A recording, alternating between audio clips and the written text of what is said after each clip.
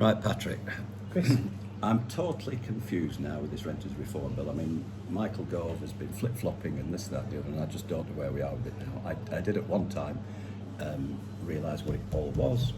So just let's give us a brief overview of where we are with it. So it's probably the biggest legislation change in property in our lifetimes. So it's a big one.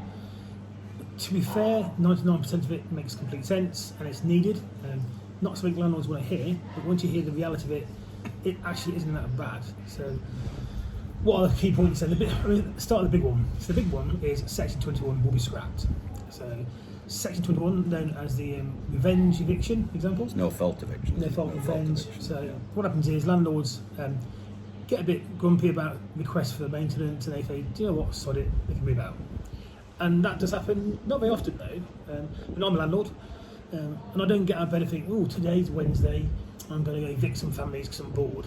You don't. Landlords don't want to evict people, they don't want voids. So what Section 21 being removed does, it makes it slightly more fair towards tenants. Landlords still can get possession on certain grounds, which will be for selling the property, for doing major renovations to the property, moving themselves or their close family into the property, and or depending on a rent not being paid system. So if the rent increase goes up and it's found to be fair, or it's to be confirmed, they can be asked to move out if they don't pay the increased rent or they build up rent arrears. So that's the big one really. And the key to this one is compliance. You've got to have your paperwork in place. If your paperwork's wrong, you've had it. So that's the big one. Mm-hmm. Next one is pets. So pets is an emotive one. So I've got two lovely large German Shepherds, have caused thousands of pounds of damage to my house, and they're both properly trained. But they were puppies, and it happens. Unless you play with a German Shepherd puppy, 24 hours a day, it will cause damage, and all puppies do this. So a lot of landlords refuse to have pets, but with pets, there's a key thing most landlords miss out on is that if you allow pets, tenants tend to stay a lot longer in properties. So what the bill does, it says, unless you've got a reasonable excuse behind saying no, you must allow pets. So although to be defined yet, the big ones are, for example, I know you German Shepherds. You cannot have a German Shepherd on an 18th floor flat because it's not feasible in my opinion. You can't have a husky in a one-bedroom studio masonette, for example, in my opinion. So these things need to be defined yet, but I think in most circumstances they will have to be allowed. So that's the pet one. Which is fair enough, isn't it? Really? Yeah, to be honest. I mean, families and pets, and our dog is part of the family, so yeah. Yeah, and we're actually in Malawi working there, and a big part of our conversation is with me and my dogs. Yeah. They are part of the family, Yeah, so I think it's something that I just need to change. Yeah. Then there's the Human Habitation Act. So that's been in place now for a number of years, but being generally ignored by most agents and landlords, to be honest. And that all relates to security of the property, draftiness of the property, and mould in the property, etc., etc. And it's almost like creating an MOT standard for property to ensure that properties are at a safe standard, which most landlords do, to be honest, and all tenants deserve to have. So again, that's a really important thing. What else is there? What about the deposits?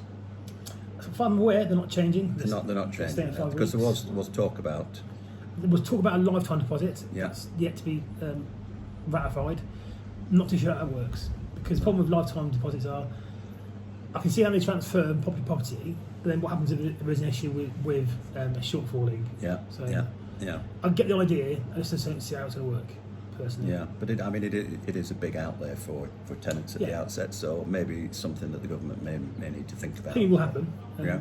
Another big one then is, which they've not done, but they have done, so they're not going to introduce a standard UK landlord register, which everyone thinks is fabulous as a landlord apparently, but in reality they are going to create a rental platform. So as a rental platform, every single UK property that's being rented out or going to be rented out, that's important as well. So once you purchase it as a buy-to-let, you must register it. With that then, you must register the deposit details, the gas safe, EICR, EPC values, compliance that you've got smoke alarms and fire alarms where required, and obviously your name and address. So, which in effect it creates exactly. a database of landlords. Yeah. So you can't avoid it. But it's crazy.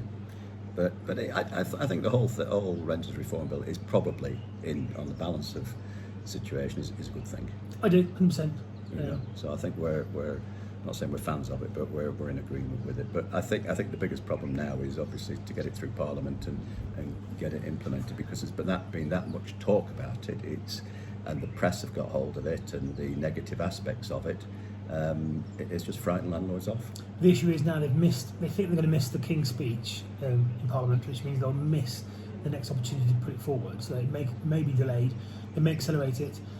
But being a cynic, and this is not, I've got no political aspirations at all, but you may want to say that should we get an election in May next year, this might be an amazing vote winner, because the ratio of landlords tenants is massive, but all tenants deserve to live in a safe environment and pay a fair rent. 100%, yeah. So, that's all from us. Thanks, Chris. See you soon. Take care.